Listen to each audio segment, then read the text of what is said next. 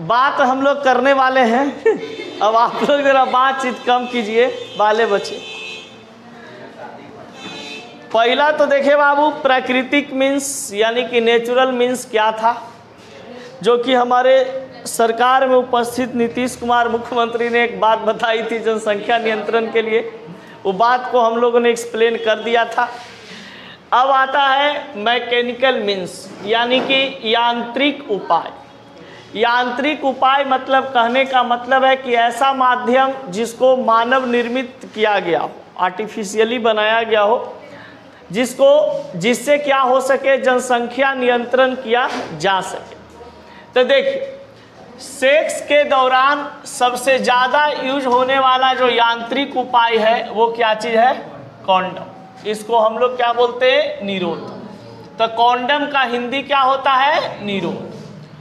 अब देखा जाए, ये निरोध जो होते हैं, ये कॉन्डम जो होते हैं, ये महिला और पुरुष दोनों के लिए आता है। पहले सिर्फ पुरुष के लिए आता था, अब ये महिलाओं के लिए भी आना शुरू हो गया है। अब ये कॉन्डम बना होता है क्या चीज़ का? तो देखिए, ये रबर या लैटिक्स से निर्मित पतली दीवार वाले थैलनुमा संरचना होती है। यानी कि जो कॉन्डम होता है वो रबर का बना हुआ होता है, लैटेक्स यानी कि हल्का सा कह सकते हैं कि आपका गद्देदार कह सकते हैं कि इसका एक बाल्स का बना होता है, समझ गए? अर्थात कह सकते हैं कि एक प्लास्टिक का जैसा रबर का बना होता है, समझ गए? प्लास्टिक का जैसा रबर का बना होता है। यह पतली दीवार वाले थैलीनुमा संरचना होते हैं इस प्रकार से, जो यहाँ पे दिखाई दे रहा है। इस प्रकार के स्ट्रक्चर जो होते हैं ये कॉन्डम का होता है, जिसको हम लोग मेल कॉन्डम के नाम से जानते हैं। इसे सेक्स के समय उत्तेजना अवस्था में शीशन पर चढ़ा लिया जाता है, जिससे स्खलन के फलस्वरूप वीर निरोध में रह जाता है, अर्थात वीर गर्भाशय में नहीं पहुंच पाता है। देखिए, जब कोई पुरुष ज़्यादा उत्तेजित हो जाते हैं, उनका लिंग में ज़्यादा इरेक्शन आ जाता है, यानी उनका लिंग खड़ा हो जाता है, तब उसके ऊपर में इस कॉन्डम को लगा दिया जाता है। अब लगाने के बाद क्या है कि पुरुष जो है महिला के साथ सेक्स संबंध करता है, और वीर जैसे ही पुरुष का गिरता भी अगर महिला की योनि के अंदर में, तो कोई दिक्कत होता नहीं है, क्योंकि वीर किसके अंदर गिर जाता है? जाकर के कॉन्डम के अंदर जाकर के गिर जाता है। तो किसी प्रकार के मतलब कह सकते हैं कि महिला के गर्भाशय तक, महिला के आंतरिक भाग में जाने का कोई समस्या उत्पन्न होता ही नहीं है। इसलिए कॉन्डम जो है एक प्रकार का सेफ चीज़ माना गया, यानी कि सेफ साधन माना गया है कि अगर आप किसी महिला के साथ या किसी पार्टनर के साथ सेक्स संबंध बना रहे हैं, तो अगर आप कॉन्डम का इस्तेमाल करते हैं तो किसी प्रकार का कोई दिक्कत नहीं होगा, कोई समस्या भी नहीं होता, इसका कोई साइड इफेक्ट भी नहीं होता है। लेकिन खास करके महिलाओं में इसका साइड इफेक्ट होता है, समझ गए? जैसे कभी कभी क्या होता है कि इसका कॉन्डम का जो चारों तरफ भाग होता है, इस भाग में तेलपक कुछ मतलब पदार्थ लगे हुए होते हैं, समझ गए? अब तेलपक पदार्थ लगे होते हैं, जिससे क्या होता है, इसको निचोड़ के मतलब इसको सटा दिया जाता है, सटा हुआ रहता है। और जैसे ही इसको मतलब कि महिला के योनि में डाला जाता है, तो कहा जाता है कि इससे ये मतलब कि कह सकते हैं कि चिकनापन आ जाते हैं, और चिकनापन से कभी कभी किसी महिला को एलर्जी हो जाता है।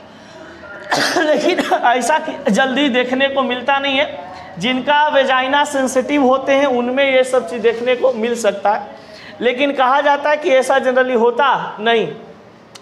अगर इन्फेक्शन या एलर्जी किसी प्रकार का कुछ हुआ भी, तो मात्र 10 से 15 मिनट वो एलर्जी रहता है, फिर अपने आप क्या हो जाते हैं, ठीक हो जाता है, समझ गए? जैसे ही टेम्परेचर उसका मेंटेन होगा बॉडी के अनुकूल, ये फिर क्या हो जाता है, ठीक हो जाता है। अब कहा जाता है कि जैसे मान लिया जाए कि शीशन पे बाबू ये चढ़ा हुआ था, समझ गए? अब वीर यहाँ पर गिरा भी, तो वीर यहाँ पर आकर क्या हो गया, जमा हो गया। महिला के योनि के अंदर में क्या हुआ, वीर गिरा नहीं गिरा। इसका मतलब है कि अगर पुरुष किसी स्त्री के साथ सेक्स संबंध बनाता है कॉन्डम लगा करके, तो हम क्या कर सकते हैं कि वो महिला भी सेफ रहती है और पुरुष भी सेफ रहता है। एक फायदा और है, कहा जाता है कि अगर कॉन्डम महिला का हो या पुरुष का हो, दोनों में से कोई भी यूज करते हैं, तो वो जितने भी कह सकते हैं कि बीमारी होता है, यौन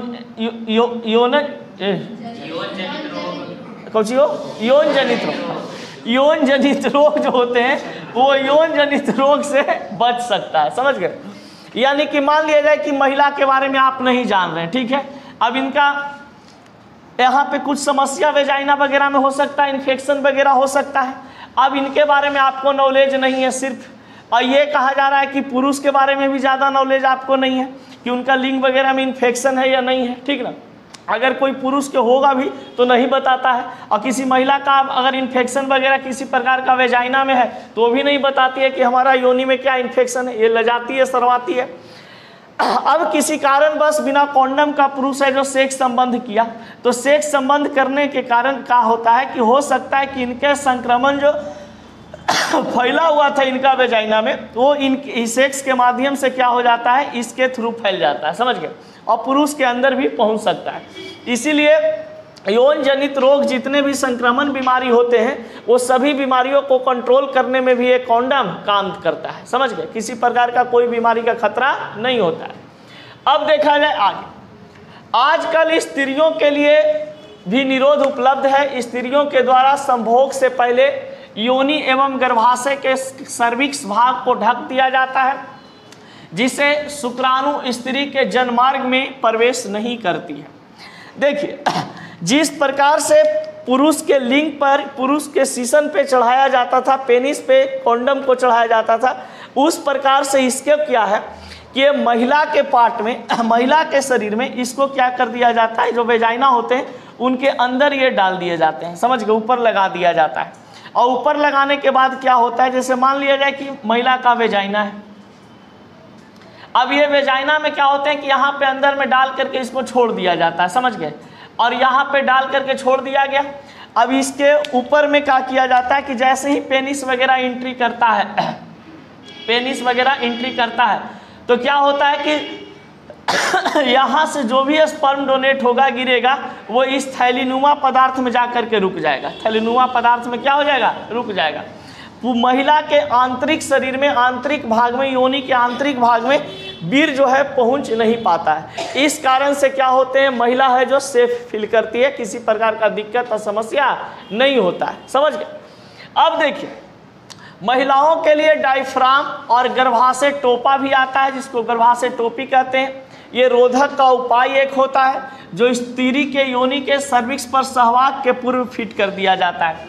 यानी कि एक प्रकार का ये किट होता है, गर्भाशय टोपी जो है एक प्रकार का टोप होता है, एक प्रकार का किट होता है। जब किसी पुरुष किसी महिला के साथ सेक्स संबंध बनाने जा रहा होता है, उससे पहले क्या किया कर दिया जाता है, उसको ऊपर लगा दिया जाता है, समझ गए, जिससे क्या हो कि अगर पुरुष का स्पर्म गिरे भी, सीमेन गिरे भी योनि के अंदर में, तो महिला के शरीर, महिला के जो वेजाइना है उसके आंतरिक भाग में पहुंच न पाए, समझ गए। अब देखिए, ये जो है डायफ्राम होता है, गर्भाशय जो होते हैं, इसको हम रिसाइकल कर रीयूज कर सकते हैं। जैसे एक बार हम किसी महिला के साथ सेक्स संबंध किया लोग, उसके बाद फिर क्या उसको धो करके रख देगा अच्छा से, फिर उसको बाद में यूज कर सकते हैं।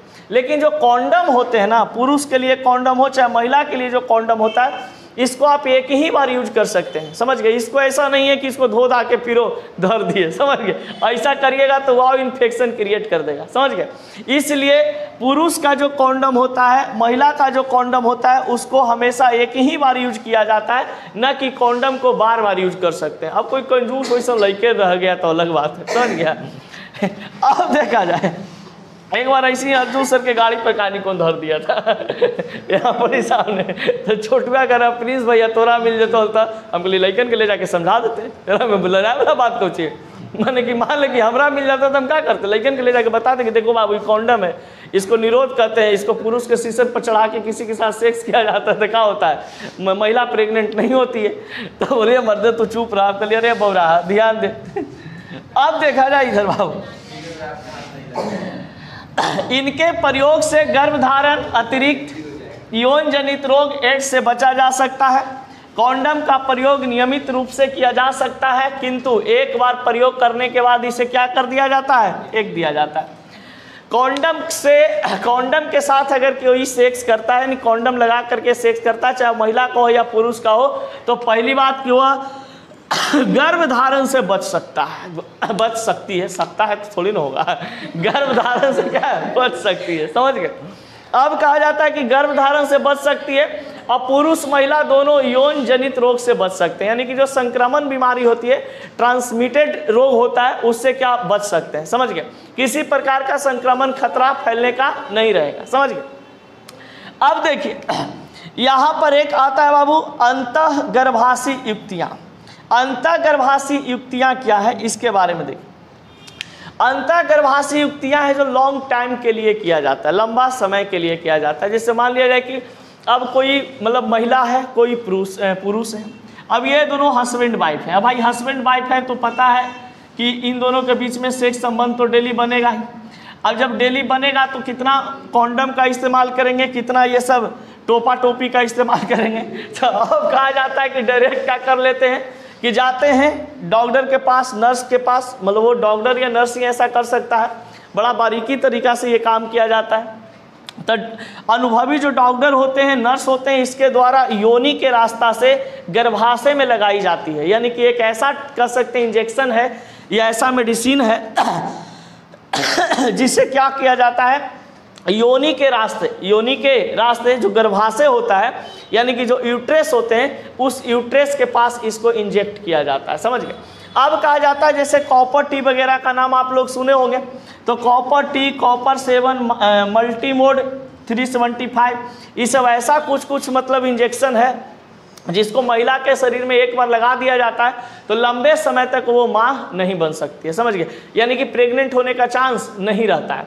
ऐसा इसलिए होता है क्योंकि जो बाबू यहाँ पर कॉपर टी वगैरह का इस्तेमाल किया जाता है, यानी कि तांबा मोचक का प्रयोग किया जाता है, तो तांबा मोचक जो है ना वो शुक्राणु को आगे बढ़ने नहीं देता। शुक्राणु के पास मोबिलिटी खत्म हो जाता है। जैसे शुक्राणु चलता है, रेंगते रेंगते चल रहा है, तो वो रेंगने का क्षमता को उसको क्या कर देता है, स्लो कर देता है। समझ गए, धीरे धीरे एकदम मोबिलिटी खत्म कर देता है, यानी मूव करवे नहीं करता है। इसलिए कहते हैं कि शुक्राणुओं को भक्षमाणु क्रिया को बढ़ा देती है, जिससे शुक्राणुओं की गतिशीलता एवं निषेचन क्षमता कम हो जाती है। तो निषेचन क्षमता उसका कम हो जाता है, और निषेचन क्षमता इसलिए कम हो जाते हैं क्योंकि महिला के यूट्रेस के पास क्या चीज लगाया हुआ था, कॉपर टी। तो कॉपर टी वगैरह लगा दिया जाए, या कॉपर 7 लगा दिया जाए, या मल्टीमोड्स 373 लगा दिया, 375 लगा दिया जाए। इससे क्या होता है कि महिलाएं जो है वो मतलब कि लॉन्ग टाइम तक के प्रेग्नेंट नहीं हो सकती है। बाद में अगर ऐसा कुछ समस्या होता भी है किसी प्रकार का, तो फिर डॉक्टर से मिलने के बाद वो लोग अपना कुछ एडवाइस दे करके उसको कंप्लीट कर देता है। समझ गए। चलिए, ये कहा गया है कि अन्य गर्भ निरोधक दवाई की जब बात हम लोग करते हैं तो कुछ ऐसे भी गोलियां, टैबलेट हमारे पास इंजेक्शन वगैरह होता है जिसको लगाने से 4 महीना, 5 महीना, 6 महीना तक महिला के साथ अगर आप शारीरिक संबंध बनाते भी हैं तो वो महिला प्रेग्नेंट नहीं हो सकती। जैसे उधर अभी देखिए कॉपर टी वगैरह हम लोग पढ़े, उसी प्रकार से बहुत सारा इंजेक्शन आया हुआ है। जैसे मान लो कि बहुत सारे महिलाएं ऐसी हैं, समझ गए, जिनको मान लिया जाए कि कॉपर टी वगैरह नहीं, कॉन्डम वगैरह का इस्तेमाल नहीं करना चाह रही है, या तो टोपा का इस्तेमाल नहीं कर रही है, डायफ्राम का इस्तेमाल नहीं करना चाह रही है, तो उसके लिए क्या करती है, लॉन्ग टर्म एक होता है अनप्रेगनेंसी के लिए कि प्रेग्नेंट हम ना हो, तो उसके लिए क्या करती हैं कि वो लोग, महिला लोग क्या करती हैं कि दवाई, इंजेक्शन वगैरह ले लेती हैं। समझ गए। इंजेक्शन वगैरह लेने से क्या होता है कि उनका गर्भ में जो बच्चा होता है वो ठहर नहीं पाता है। समझ गए, यानी कि उनका जो अंडाणु होते हैं, अंडाणु के साथ शुक्राणु निषेचित नहीं हो पाता है। तो इसके लिए कुछ चीज़ें देखें। जैसे एक आइडिया, एक और मेथड है जिसको हम लोग कहते हैं प्रोजेस्टिन मिनिपल, प्रोजेस्टिन मिनिपल।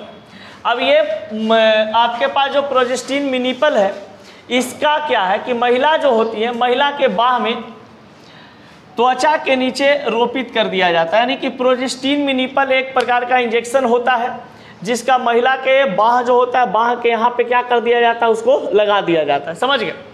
स्तन के पास, यानी स्तन का और ये बाह के बीच में, इसको यहाँ भी बोल सकते हैं कि बाह में लगा दिया जाता है। समझ गया, ये मांस में पड़ता है।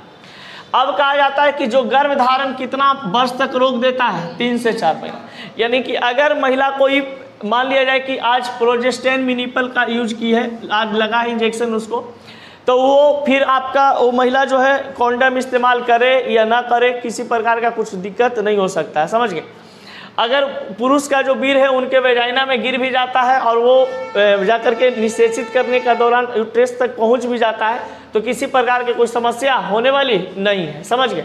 अर्थात कह सकते हैं कि 3 से 4 वर्ष तक क्या कर दिया जाता है, इसको रोक दिया जाता है। अब देखिए गांव देहात में ये सब महिला ज़्यादा लगा लेती है। शहर में जैसे मान लीजिए कि गांव में रहने वाली जो महिला है वो तो डेली बाजार नहीं जा रही है, समझ गए। अब क्या करती है कि वो लोग जा करके जो स्वास्थ्य सेंटर होता है प्रखंड वगैरह में, वहाँ पर जा करके इंजेक्शन ले लेती है, समझ गए। और वहाँ पर क्या होता है कि 3-4 महीना के लिए टेंशन मुक्त रहती है, 3-4 महीना उसको बच्चा होने का चांस नहीं रहता। फिर का 3-4 वर्ष तक 3-4 वर्ष तक नहीं होने का चांस रहता है। हाँ 3-4, हाँ ठीक है। सबसे नीचे सर, हाँ 4 से 6 यहाँ पे महीना ही होगा, महीना कर लो इसको, महीना तक।